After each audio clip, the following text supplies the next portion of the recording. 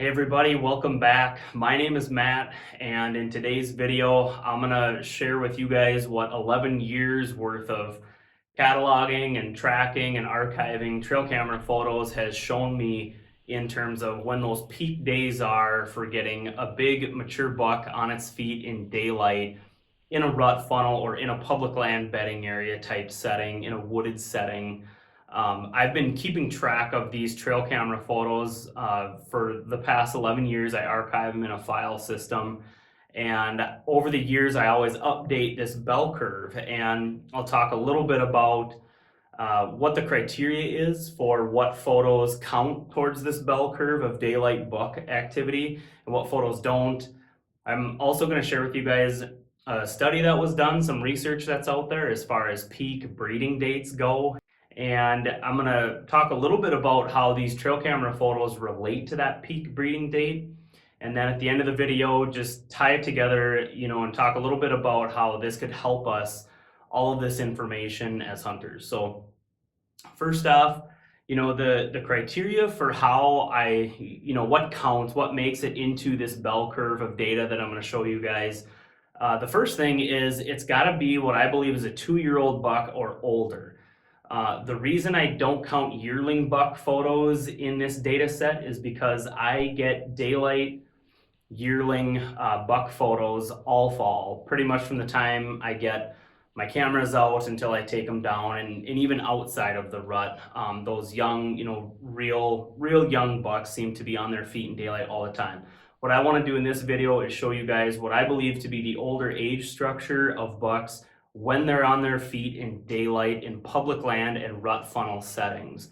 The other thing, obviously, is any nighttime photos. So any photo taken of a buck outside of legal hunting hours, I discarded, did not count in this data set. Again, the goal of this video, the goal of this bell curve that I'm going to show you guys is to identify and reveal that bell curve of peak daylight activity for the older bucks, older age class bucks in a given area. Where I'm at, in the part of the country that I hunt in, we are blessed to have 4- and 5-year-old bucks at times. They're not common, but there's enough of them out there. And I know throughout the country, some folks have bucks like that in their herd, others do not. I just thought a 2-year-old buck and older was a nice subset of the entire deer herd to analyze with this bell curve.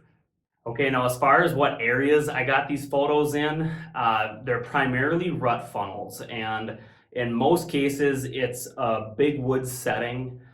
There is a subset of these photos that come from areas that do have ag fields in the area, but the photos were taken from wooded settings in a bedding area. So that was kind of what I wanted to get a picture of here with this bell curve that I'm going to show you guys is big woods, rut funnel type settings, and then also those kind of mixed woods, ag field settings in bedding areas. It's just really, what are we trying to get out of this? It's when are those older age class bucks on their feet in daylight in public land wooded settings. So that's the other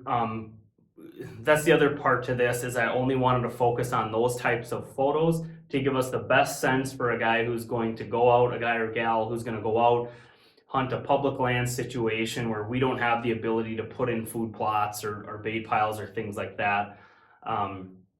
So that's the goal. That's what I was after with these photos. On none of the photos that I counted in this spreadsheet were from off of food sources like a food plot, an ag field, a bait pile, things like that. They were always offset the food. If there was an ag field nearby or food plot, it was always off of those back in the wooded bedding areas on public land.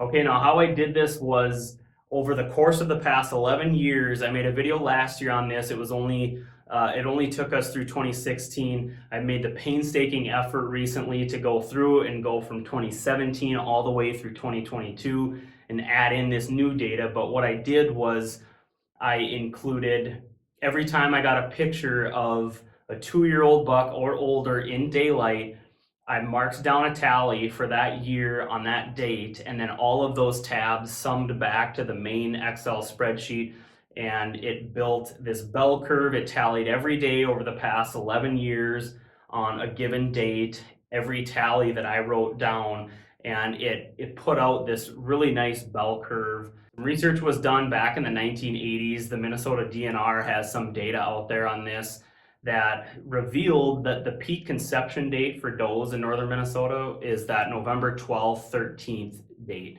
And it's the same every year. It's really just based on photo period. And keep that in mind, because once we look at the data here on what those peak daylight buck movement days are, it's really interesting to see how it relates to that peak conception date. So what I'm showing you on the screen here is just some of that data that I'm referring to. 1,600 does were analyzed. It's a pretty thorough study that was completed. And so keep that November 12th or 13th date in mind. That's that peak conception date. That's the peak of the breeding bell curve. So some does are being bred before that peak date. Some are being bred after that peak date.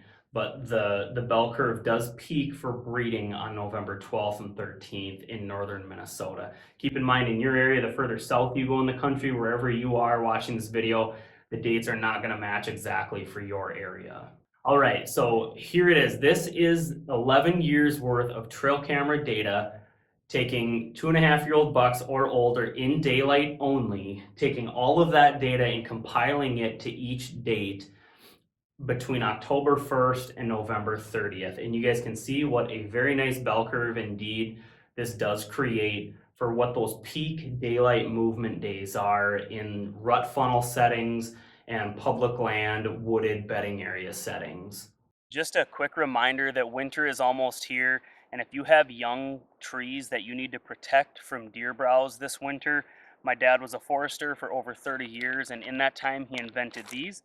He calls them browse blockers. You just put it over your arm like so, grab the top of the tree that you want to protect, slide it down over it, the clip that comes with, clip it onto the tree trunk. Now this will stay on here all winter.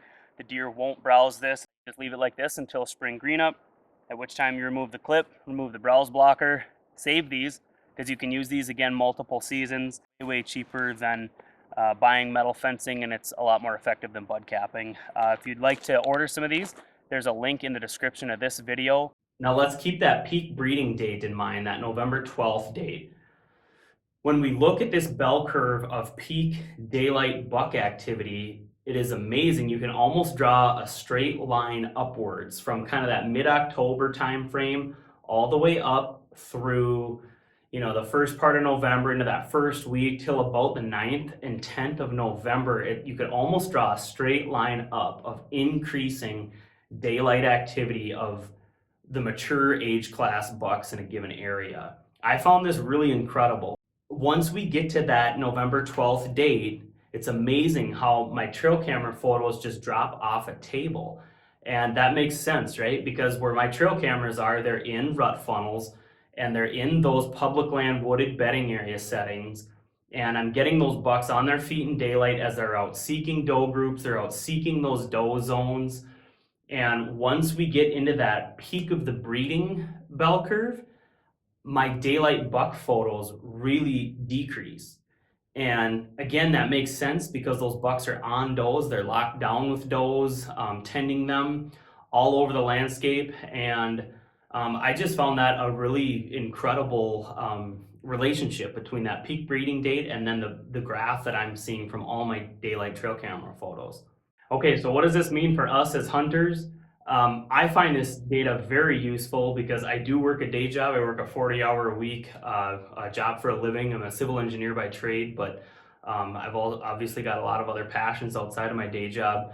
And my time's valuable. My time with my wife and kids is extremely valuable. And so I want to maximize my days on stand. I want to maximize what days I can take vacation from my employer, what days I'm going to be sitting on the tree stand. And it's all about maximizing that little bit of time we have available. So as we get into that pre-rut, as we hit let's say that Halloween, very tail end of October through that first week in November, those are key days that I'm just really going to be focused on being in a tree somewhere in a rut funnel or in a public land or private land, wooded bedding area type setting. That's when we're really seeing those big mature bucks on their feet And it really is incredible how much the sightings jump up compared to earlier in October. That's the other part of this that I should mention is these trail cameras that I've had out where I'm collecting this data from. I made sure to run them from October 1st to November 30th so that we get a representative data distribution. As always, you guys, I appreciate you watching. If you appreciated the video or got anything out of it, do me a favor, hit that thumbs up button. That helps out small channels like mine. Think about subscribing if you'd like to do that. But most importantly, I hope you guys have a fun, safe, and fulfilling fall more than anything. Let me know down in the comments if you guys want to chat about any of this, if you have any questions or have any cool buck stories to share. Feel free to do that down in the comments, and I will catch you guys on the next video.